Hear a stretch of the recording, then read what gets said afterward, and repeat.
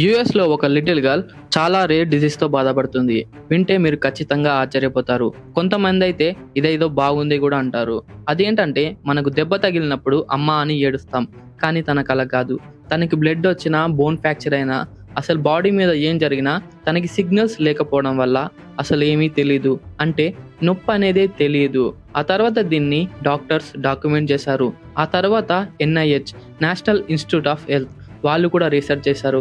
ఆ తర్వాత చెప్పింది ఏంటంటే SCN9A మౌంటిటిషన్, అంటే మన బ్రెయిన్కి దెబ్బ తగిలినప్పుడు పంపించే సిగ్నల్స్ పనిచేయకపోవడం. ఇది వినడానికి చాలానే బాగుంది, కానీ అనుభవిస్తేనే తెలుస్తుంది. ఎందుకంటే ఆమెకి ఏం జరిగినా తెలియకపోవడం వల్ల చాలా ప్రాబ్లమ్స్ ఫేస్ చేయాల్సి వస్తుందని చెప్తుంది.